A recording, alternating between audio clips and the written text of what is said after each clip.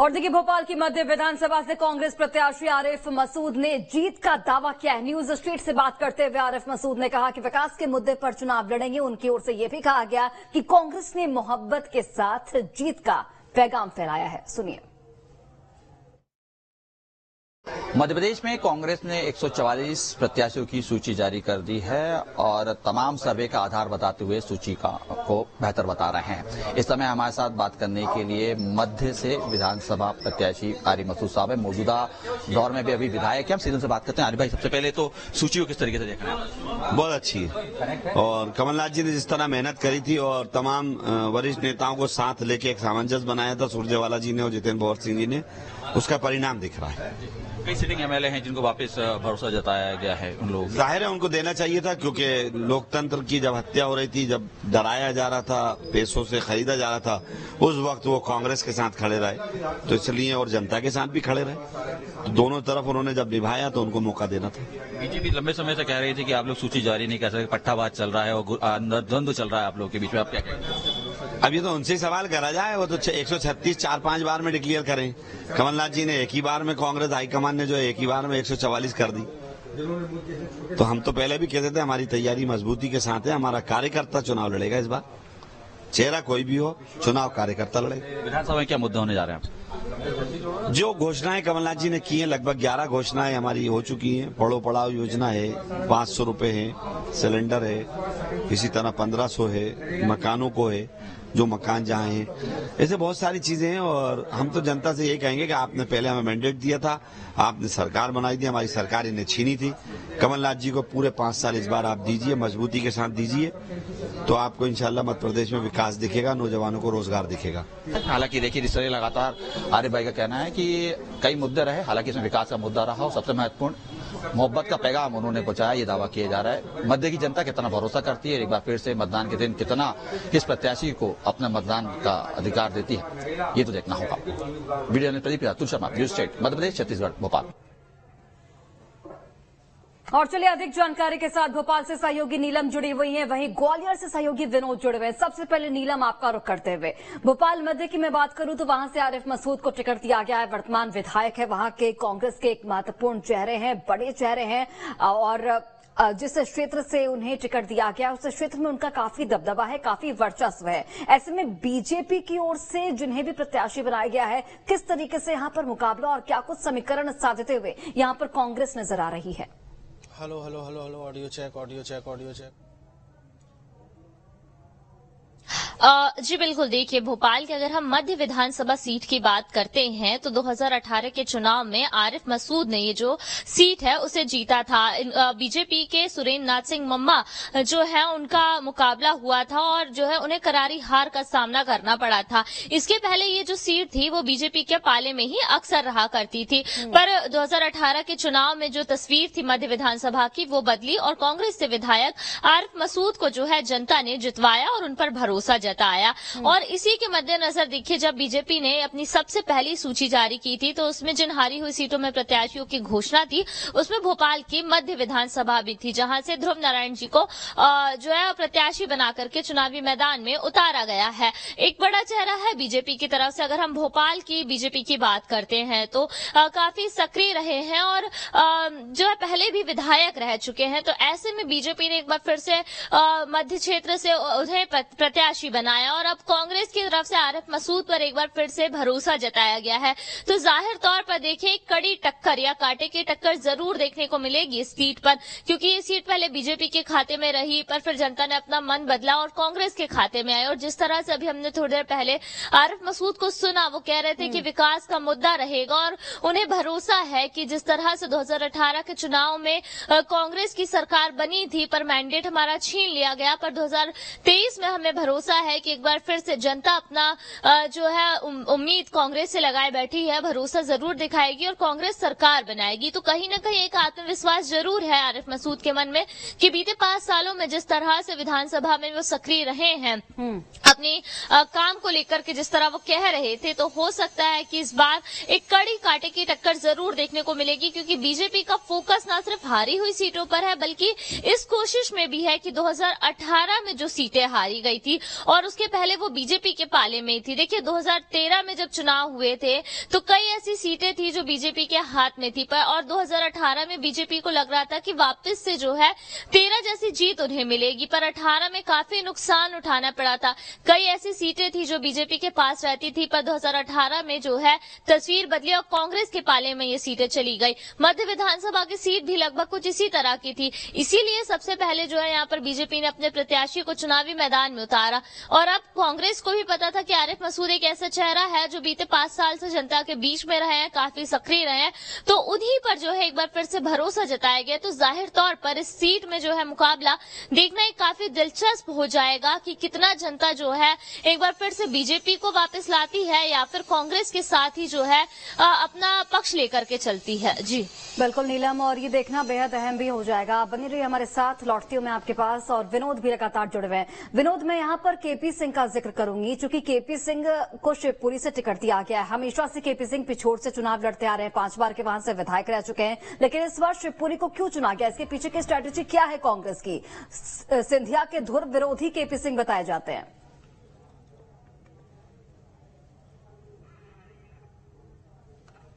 इस समय उनके साथ हूं। केपी सिंह का चूंकि आपने सवाल पूछा, तो देखिए यशोधरा राजे सिंधिया शिवपुरी से लगातार चुनाव जीतती रही हैं। उनके सीट खाली करने के बाद कांग्रेस को लग रहा था कि अब सही मौका है और एक मजबूत प्रत्याशी को शिवपुरी में उतार देना चाहिए।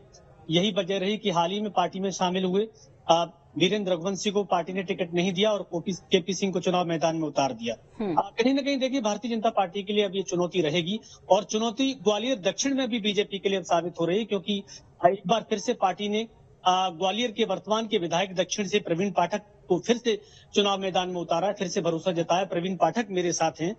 मैं बता दूं इससे पहले, प्रवीण पाठक वो कैंडिडेट हैं जो पिछला चुनाव 121 वोटों से जीते थे और सिटिंग मंत्री थे बीजेपी के नारायण सिंह कुशवाहा, उनको चुनाव हराया था। इसीलिए पार्टी ने एक बार फिर से इन पर भरोसा जताया है। प्रवीण जी, ये सारी चीजें जो हम बता रहे हैं अभी लोगों को, आगे अब क्या कुछ उम्मीद लग रही है? देखिए, सबसे पहले तो मैं आपके चैनल के माध्यम से ग्वालियर दक्षिण विधानसभा के अपने सारे परिजनों को हृदय से धन्यवाद देना चाहता हूं कि उनके आशीर्वाद और स्नेह के कारण कांग्रेस पार्टी ने मुझे ग्वालियर दक्षिण विधानसभा से अपना अधिकृत प्रत्याशी घोषित किया है। जी, मैं ये जानना चाह रहा हूँ कि लगातार ज्योतिरादित्य सिंधिया के बारे में चर्चा चल रही कि कहां से लड़े कि नहीं लड़े। बीजेपी की एक बैठक में तो सूत्रों से पता चला उन्होंने लड़ने से मना ही कर दिया। पार्टी कहां से लड़ा सकती है उनको? कुछ लग रहा है आपको? कोई सीट है ऐसी दिख रही है? हालांकि बीजेपी का मामला है। देखिए, भारतीय जनता पार्टी का चाल, चरित्र और चेहरा, इन तीनों में भिन्नता है, और जिस प्रकार का माहौल पूरे मध्य प्रदेश में है, मुझे रामायण के कुछ प्रसंग याद आ जाते हैं। जब रावण की अहंकार की लंका ढह रही थी, तब उन्होंने जाके कुंभकर्ण को जगाया था, मेघनाथ को जगाया था, और उस अहंकार रूपी लंका का नाश हुआ। मध्य प्रदेश में इन 18 वर्षों में ये भारतीय जनता पार्टी का जो अहंकार का शासन, जो भ्रष्टाचार का शासन है, एक ऐसा शासन है जिसने पूरे मध्य प्रदेश के एक एक व्यक्ति को 50,000 रुपए से ज्यादा का कर्जदार बना दिया है। उनका समय अब निकट आ गया है। उन्होंने भी अपने मेघनाथ और कुंभकर्ण को अब जमीन पे उतार दिया है। मुझे पूरा विश्वास है, और आपके चैनल के माध्यम से आप ये ध्यान रखिएगा आज की समय और तारीख कि इस मध्य प्रदेश में हनुमान भक्त कमलनाथ जी की सरकार बनने वाली है और राम राज्य स्थापित होने वाला है। बिल्कुल, देखिए मैं बता दूं, प्रवीण पाठक वो विधायक हैं जिनसे लगभग आज से 10-12 साल पहले हमारे ही चैनल ने इनका नाम घोषित किया था कि इनका टिकट तय हो गया है। ग्वालियर और ग्वालियर के आसपास के जितने भी नाम न्यूज स्टेट ने दिखाए थे, वो सब आज प्रत्याशी बन के चुनाव मैदान में है। प्रवीण जी, मैं एक सवाल आपसे आखिरी जानना चाह रहा हूँ। लगातार आप ये कोशिश करते रहे, हम लोगों से कहते रहे कि सरकार आपके क्षेत्र में काम नहीं करने दे रही, आपके साथ अन्याय किया जा रहा है। अन्याय लगातार होता रहा। अब आपको लग रहा है कि सरकार आपकी बन जाएगी, तो फिर बीजेपी के जितने भी चुनिंदा लोग थे जिन्होंने आपको परेशान किया, उनका क्या होगा? देखिए कि मेरा बड़ा स्पष्ट रूप से आपसे कहना है कि कांग्रेस पार्टी की 15 महीने सरकार रही मध्य प्रदेश में, जिसमें से 3 महीने आचार संहिता लगी रही।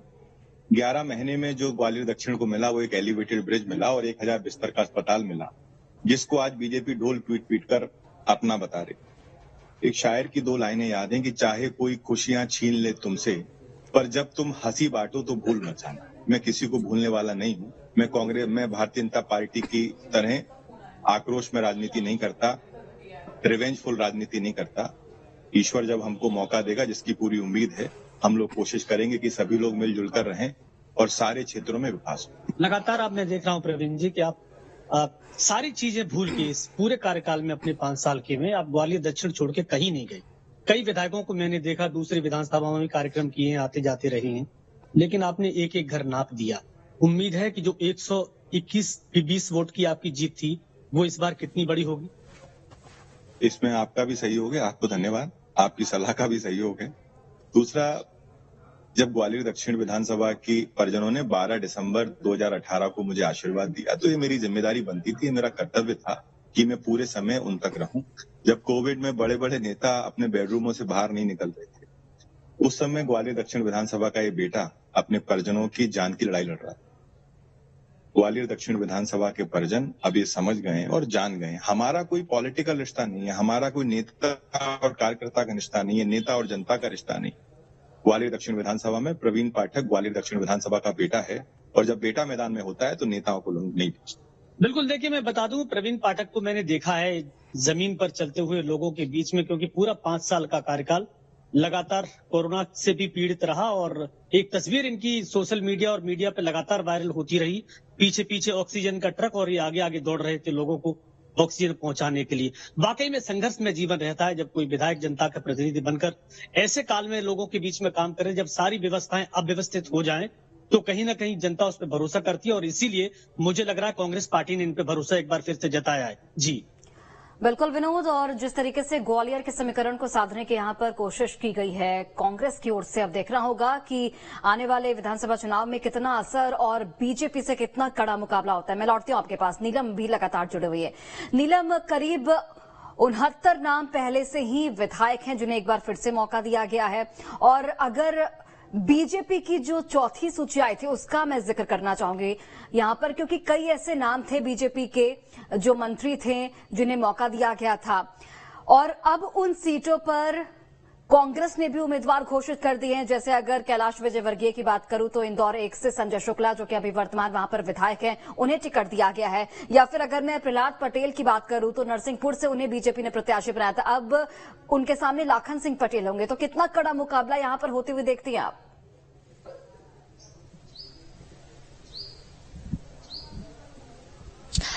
जी बिल्कुल, देखिए पहले अगर हम बीजेपी के चौथी लिस्ट की बात करें तो हमने देखा था कि इसमें सिटिंग एमएलए और जो 24 मंत्री हैं कैबिनेट में इस वक्त, उन्हें मौका दिया था। यानी कि बीजेपी की चौथी लिस्ट ये थी कि किसी तरह का अब कोई रिस्क नहीं लेना है, क्योंकि पहली दूसरी सूची काफी ज्यादा सरप्राइजिंग एलिमेंट से भरी हुई थी। चौथी लिस्ट में वापस से बीजेपी ने उन चेहरों पर ही जो है अपना भरोसा जताया जो वर्तमान में विधायक है और कैबिनेट में उनको जगह मिल चुकी है। हालांकि कैबिनेट से कई मंत्रियों के नाम भी जो है होल्ड किए गए। अब कांग्रेस ने जब अपनी लिस्ट जारी की है तो 69 विधायकों को वापस से मौका दिया गया है, और इसमें भी कई ऐसे नाम हैं जब कांग्रेस की सरकार थी तब वो कैबिनेट में मंत्री थे। जीतू पटवारी की हम बात करें तो वो उच्च शिक्षा और खेल मंत्री थे। डॉक्टर विजय लक्ष्मी यादव चिकित्सा शिक्षा मंत्री रही। तरुण भनोट वित्त मंत्री रहा और कुछ समय के लिए स्वास्थ्य मंत्री भी रहे। अब अगर हम बात करें कि बड़े चेहरों के सामने बीजेपी के कांग्रेस ने किसे उतारा, तो देखिए संजय शुक्ला इंदौर 1 से पहले ही विधायक रह चुके हैं। इंदौर 1 में काफी दबदबा उनका माना जाता रहा है, बड़ा चेहरा है, और इसी वजह से बीजेपी ने जो है कैलाश विजयवर्गीय को इंदौर 1 से उतारा ताकि बीजेपी को जो है सीट पर कैलाश विजयवर्गीय के नाम का फायदा मिल सके। वहीं अगर हम बात करते हैं जबलपुर पश्चिम की, तो तरुण भनोट विधायक रहे हैं, कैबिनेट में मंत्री भी रहे हैं, और इनके सामने बीजेपी ने अपने पूर्व प्रदेश अध्यक्ष और 4 बार से सांसद राकेश सिंह को चुनावी मैदान में उतारा। तो कुछ सीटें जाहिर तौर पर ऐसी है जहां पर कड़ी टक्कर जो है देखने को मिलेगी। देखिए अगर हम जबलपुर पश्चिम की बात कर लेते हैं तो पहले ये सीट बीजेपी के पास थी। हरेंद्र सिंह बब्बू यहां से विधायक रहे थे, पर फिर उसके बाद जो है पासा पलटा और तरुण भनोट जो है 2 बार विधायक बने। कांग्रेस की सरकार आई तो पार्टी ने उन पर भरोसा जताया और उन्हें जो है मंत्री पद दिया, वित्त मंत्री जैसी प्रोफाइल उनको दी, और लगातार हम देखते हैं कि काफी सक्रिय वो नजर आते हैं राजनीति में। एक अच्छा खासा राजनीतिक अनुभव उनके पास है। राकेश सिंह की अगर हम बात करते हैं जिन्हें बीजेपी ने उतारा इस सीट से, 4 बार के सांसद है, हालांकि विधायक का चुनाव कभी लड़ा नहीं है उन्होंने, 4 बार से सांसद रहे हैं, बीजेपी के पूर्व प्रदेश अध्यक्ष रहे हैं, बीजेपी में एक अच्छा खासा कद रखते हैं। तो कहीं ना कहीं बड़े चेहरों के सामने कांग्रेस ने भी यही कोशिश की है कि बड़े चेहरों को ही उतारा जाए ताकि जो टक्कर है वो बराबरी की देखने को मिले, क्योंकि बीजेपी का तो यही रणनीति थी कि जो हारी हुई सीटें हैं उन पर दाव ऐसा खेला जाए कि वो हारी हुई सीटें बीजेपी के पाले में, और इस दाव के चलते तमाम जो हमने देखा कि 7 सांसदों को, जिनमें कि 3 केंद्रीय मंत्री भी शामिल है, नरेंद्र सिंह तोमर, इसके अलावा प्रहलाद पटेल, फग्गन सिंह कुलस्ते, इन नामों को उतारा गया चुनावी मैदान में, और इसके अलावा बाकी के सांसदों को भी उतार दिया गया ताकि हारी हुई सीटें वापस बीजेपी के पाले में आए। तो इसी को ध्यान में रखते हुए कांग्रेस ने भी अपने उन्हीं नामों को रिपीट किया है जो बीजेपी को कड़ी टक्कर दे सकते। तो रणनीति जो है दोनों पार्टियों ने अपनी अपनी तरफ से बेहतर, यह कहना चाहिए कि अपने अपने समझ से अच्छी चलने की कोशिश की है। अब जो कुछ है वो जनता के हाथ में है कि किसे कितना मौका इस बार जो है जनता देती है। जी बिल्कुल नीलम, और ये भी देखना होगा कि प्रचार प्रसार जो प्रत्याशी घोषित किए गए उनकी ओर से किस तरीके से किया जाता है। लौटती मैं आपके पास सहयोगी अंकुश रायपुर से जुड़े हुए हैं, उनका भी रुख कर लेते हैं। अंकुश, जो 30 प्रत्याशियों की सूची जारी की गई है, भूपेश बघेल समेत 11 मंत्री इसमें शामिल हैं कैबिनेट के। इसके अलावा विधानसभा अध्यक्ष को भी मौका दिया गया है, कई सांसदों को भी मौका दिया गया है। गुरु रुद्र कुमार की मैं बात करना चाहूंगी। इन्हें तीसरी बार इनकी सीट बदली गई है। आरंग से सबसे पहले इन्होंने चुनाव लड़ा था, उसके बाद अहिवारा से इन्हें मौका दिया गया था, इस बार नवागढ़ से इन्हें टिकट दिया गया। इसके पीछे की स्ट्रैटेजी क्या है, और जिस तरीके से यहां पर कुछ विधायकों के टिकट भी काटे गए हैं, क्या विरोध के सुर देखने को मिल सकते हैं कांग्रेस में?